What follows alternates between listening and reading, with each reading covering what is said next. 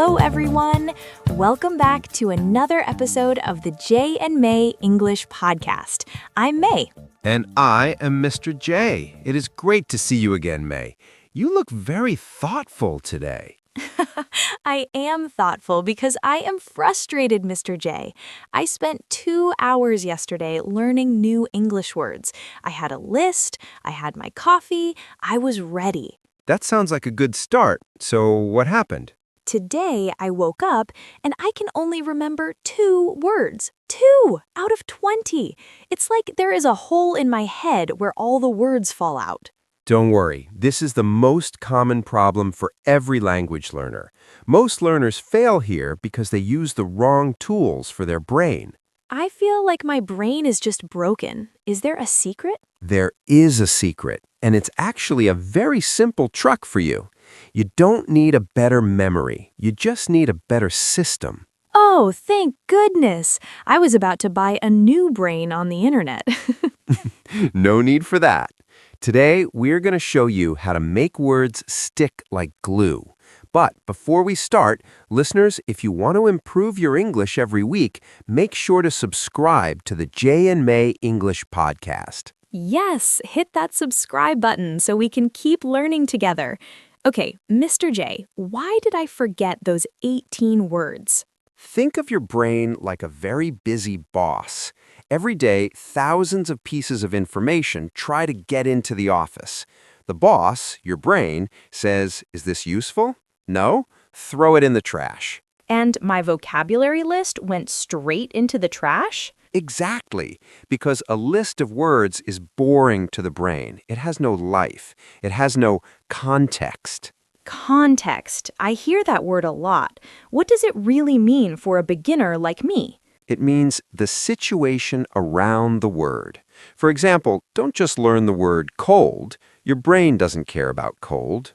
So what should I do instead?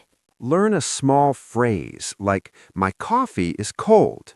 Now your brain sees a picture. It feels the cold coffee. It becomes a real memory. So I should give the word a friend. Yes, I love that. Give every word a friend. In English, we call these collocations. These are words that naturally live together.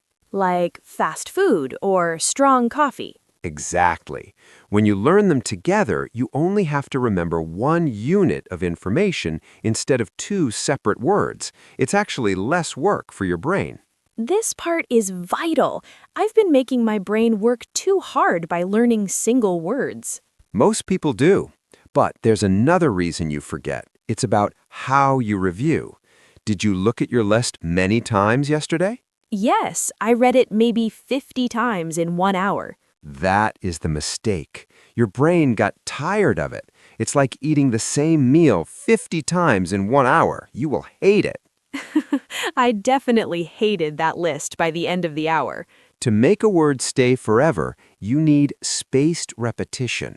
That sounds very professional. Is it difficult? Not at all. It just means you look at the word, then you wait. You look again tomorrow, then you wait 3 days, then you look again in a week. So I'm giving my brain a reminder just before it forgets. Precisely. This tells the brain, hey, this word is important. Don't throw it in the trash. I like that. I can be the boss of my brain.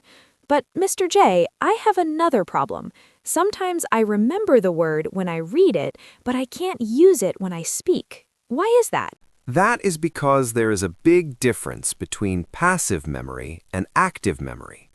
Passive memory is like a person you see on the street. You know their face, but you don't know their name. That happens to me all the time with people and words. Exactly. When you read a word, your brain recognizes it. That is passive. But when you speak, your brain has to go into the big closet of your mind and find the word quickly. That is active. So my active memory is a bit messy right now? It's not messy, it's just not practiced. Most learners fail here because they only study with their eyes.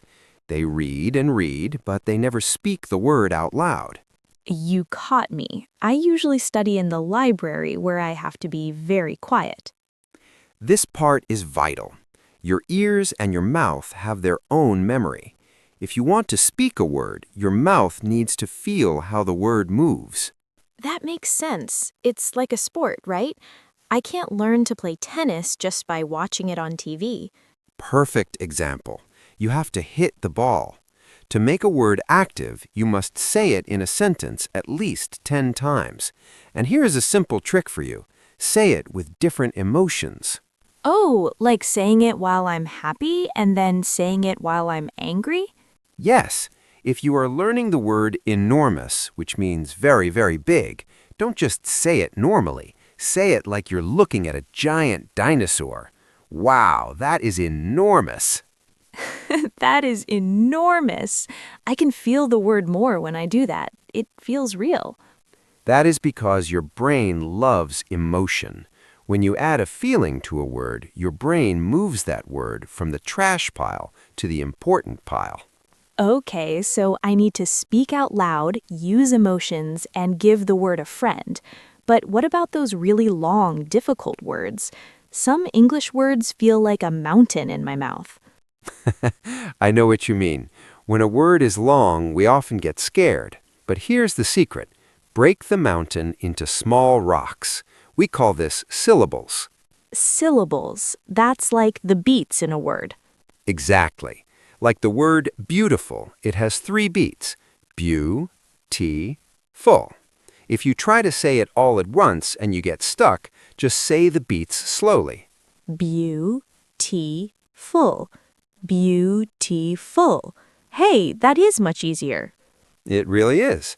And once your mouth is comfortable with the beats, the word becomes active. But there is one more thing that helps even more than speaking. More than speaking? What could be better than that? Using your 5 senses. Your senses are things like sight, smell, and touch. Wait, how can I smell a vocabulary word? Well, if you're learning the word lemon, don't just look at the letters Lemon. Imagine the bright yellow color. Imagine the sour taste. Imagine the fresh smell. Oh, I see. My brain connects the word to the actual thing, not just the translation in my language. Precisely. You want to stop translating in your head. Translating is a slow bridge. You want a fast highway. I definitely want the highway, but sometimes I find a word that's just so abstract. You know, words like freedom or justice. I can't smell those. That's a great point. For abstract words, words you cannot touch, you need a mental image or a personal story. A personal story? How would that work? Let's take the word frustrated. You said you felt frustrated this morning because you forgot your words. Yes, I really did. So, every time you see the word frustrated, I want you to think of that moment this morning with your coffee and your list. So the word frustrated now has a face, and it's my face.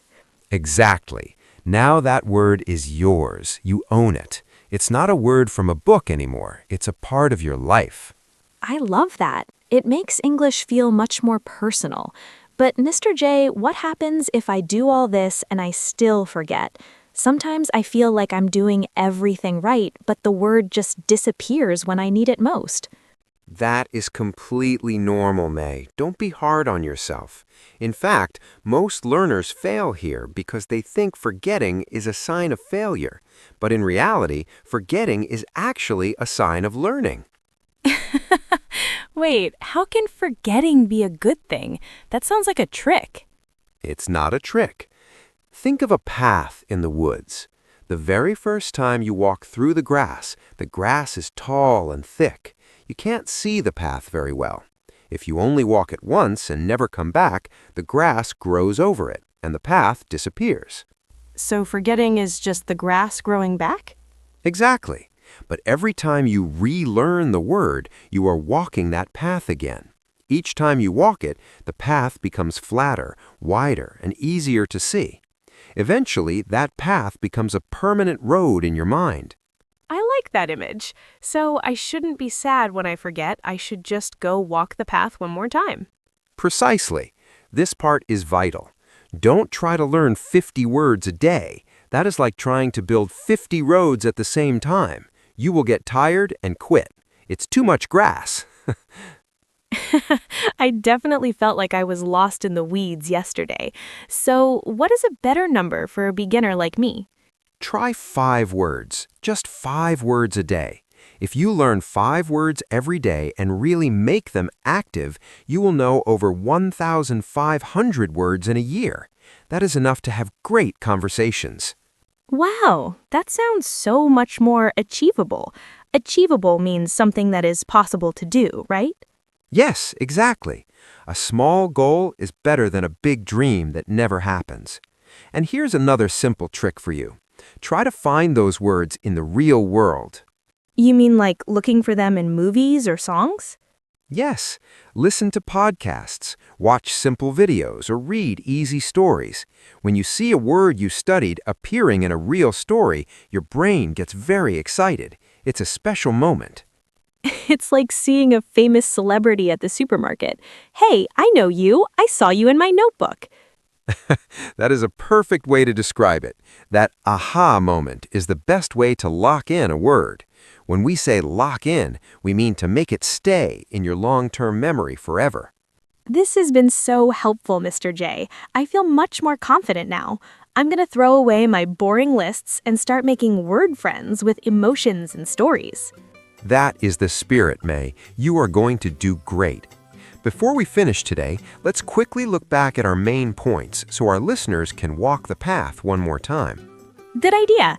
First, we need context. Don't learn single words, learn small phrases or collocations, words that naturally go together. Second, use spaced repetition. Don't study for hours in one day. Study for a few minutes over many different days. Third, make it active. Speak the words out loud with emotions and syllables. Those are the beats in a word, so your mouth remembers them too. And fourth, use your senses and personal stories. Connect words to smells, sights, or things that actually happen to you. And the most important thing I learned today is don't be afraid of forgetting. It's just part of the process. Just keep walking the path. You've got it, May. You are ready to master your vocabulary. Thank you so much, Mr. J, and thank you to all our listeners for joining us. We want to hear from you. What is one English word that you always forget? Leave a comment and tell us. We might even give you a special trick to remember that specific word in a future episode. That would be so cool. See you next time, everyone. Goodbye.